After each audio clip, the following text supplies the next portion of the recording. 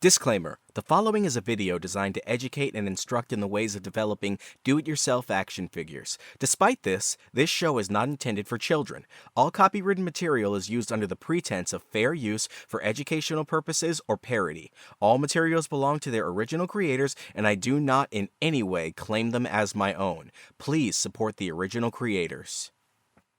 Wait,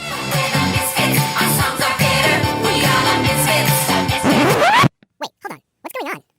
Who are you? Oh my god, who is that guy? Girl, I don't know. Why the hell you asking me? Who are you? And, can I help you? Help me? Oh yes, you can help me. Okay, like, what the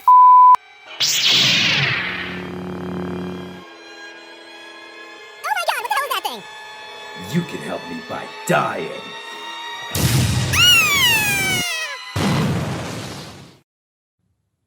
Okay, so I know that we were supposed to do something on Jim and the Holograms this week, but did you see the end of The Mandalorian?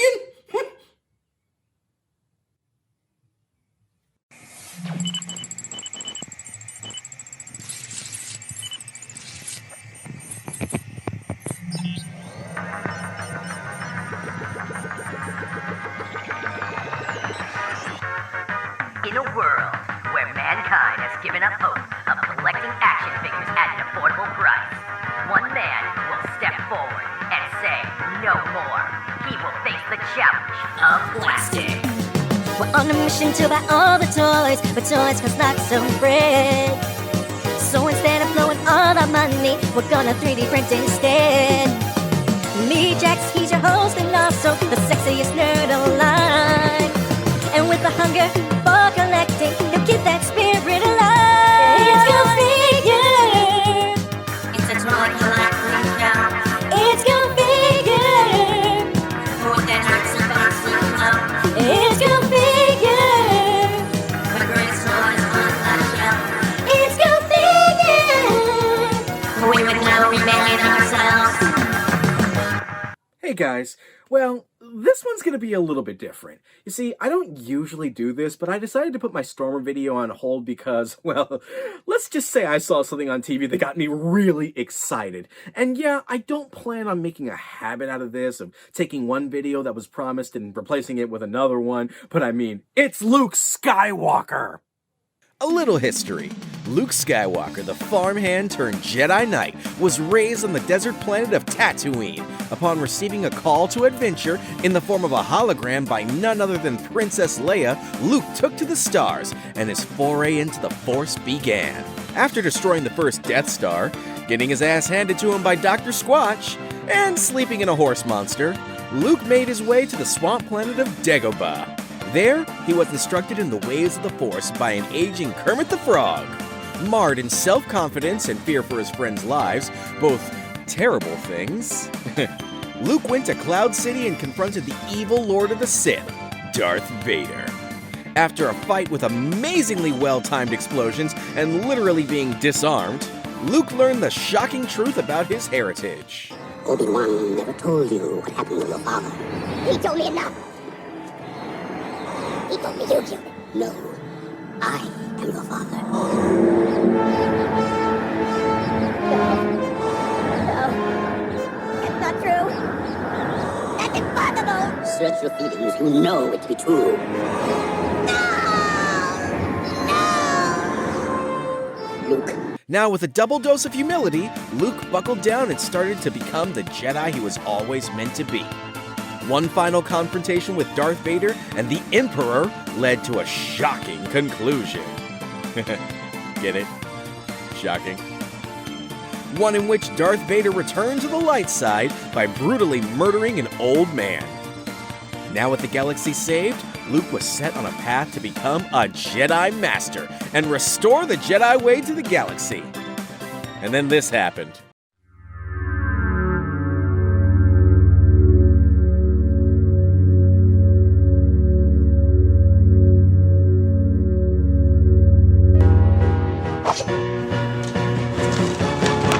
Fuck it all, don't give a shit anymore. Yeah, needless to say, most fans were not happy with this BS. It's even evident that Mark Hamill himself staunchly objected to this portrayal of everyone's favorite amputee. Me personally, I tried to keep a positive outlook and accept the things that I could not change about the direction that the Star Wars franchise was heading in. This was ironclad, written in stone whether I liked it or not. And I had to just accept it, or give up completely on Star Wars. And then this happened!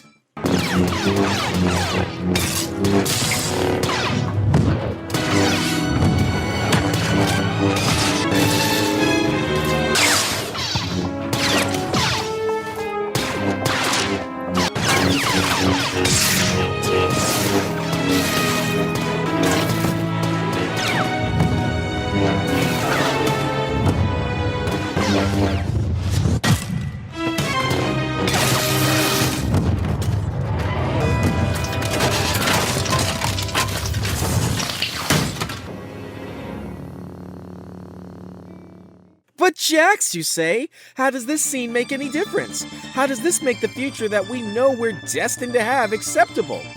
Well, in all honesty, it doesn't really change anything.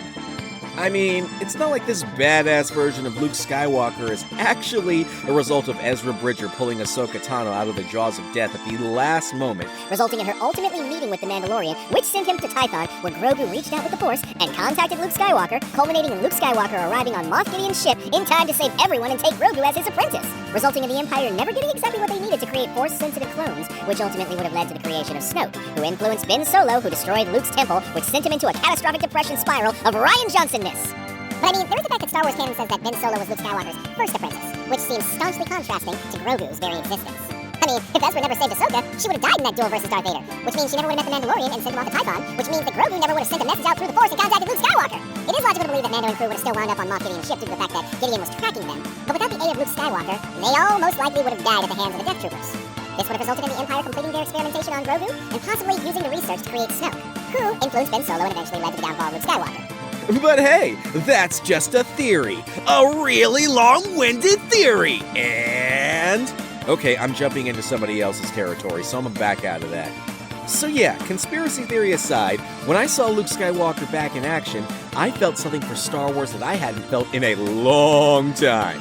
And with that newly restored hope, I knew that I just had to make a figure. Some of Luke Skywalker's most notable figures are these right here. I mean, like, yeah, there's this one, and then there's that one, and there's also that one, and that one over there, and yeah, there's that one. Also, there's that one too. That one back there, and oh my gosh, there's a whole second level to this. So yeah, this one and that one too. Yeah, there's that one. I mean, about the only one that's not in here is like the original one. So yeah, I'm just a little obsessed, I guess. I don't know.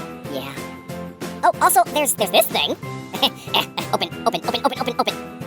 Yeah, I have no idea what this is. Yeah. And then there's this, and there's that over there. Yeah. And there's also that. Well, look at that. It's everyone's favorite space monster horse thing. So, yeah, there's this one too. There's a combination pack with Leia and Luke that I bought, but I'm not concentrating on Leia, so it's about the Lukester. Yeah, and somehow I managed to forget about these, so, yeah, there's these. And these, I mean, technically these aren't even figures, but I mean, you get the point. There's this one in here. I got a lot of pops, people, a lot of pops. And then there's this thing, this toy box figure. I bought it because it looked cool, and all of these over here. So these are a thing, yeah. So, yeah. And then there's this, so, right, yeah, and I guess that's about it, except for that. Over there. Yeah, that down there. So yeah, needless to say, I'm just a tiny bit obsessed. Just a little. I started off as most would, doing my homework and looking up multiple pictures. I already knew at this point that I wanted to make the Jedi Knight version of Luke, but I wasn't exactly sure which one.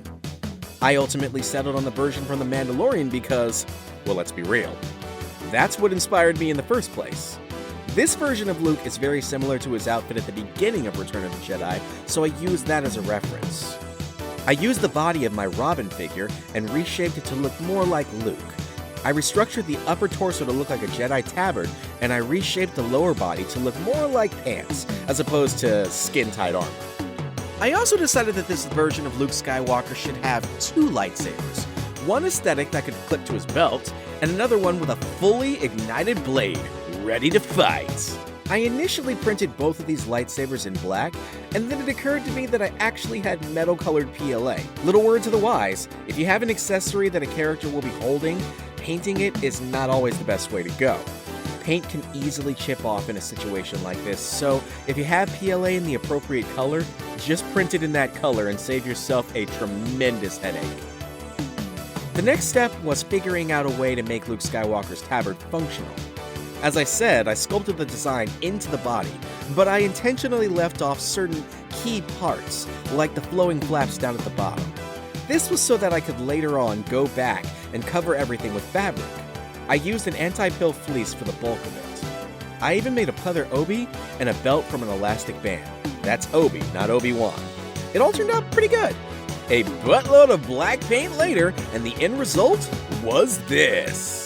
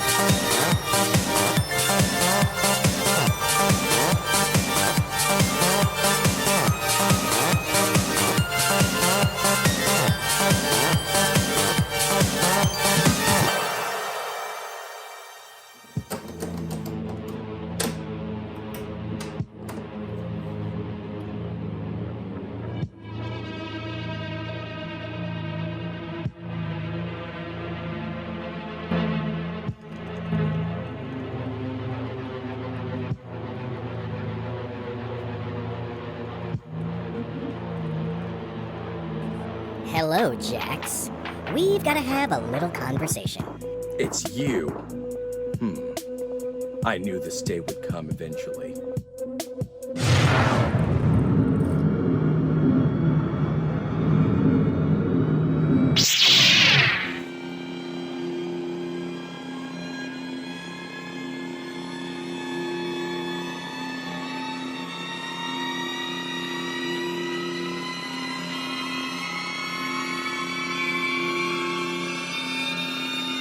Whoa, hold on! I'm not here to fight. I'm here because since The Last Jedi, my reputation's been in the toilet, and I was hoping, just hoping that maybe you could help me out. Please? Is there anything you can do? Wait, really? So, we're not gonna fight? But I mean, I don't know, I kinda thought people would want to see that, but, you know what? I've got just the thing in mind.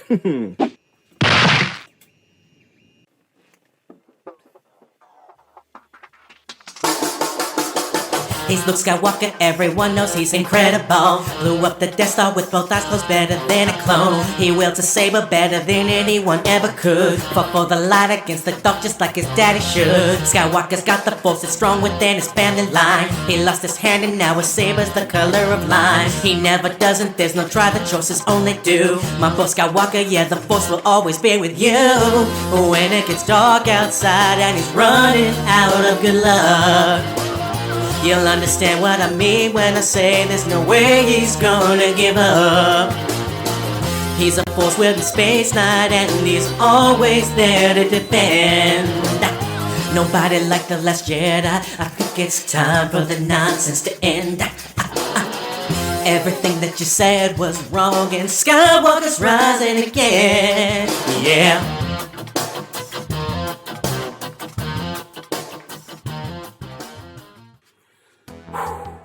You know what, Luke? I've given it my best shot, and I still think that there's much work to be done, but I don't think that I can do it on my own. But there is one out there. One man who can step up to the challenge. One who can take the reins and lead us to victory. And that man is...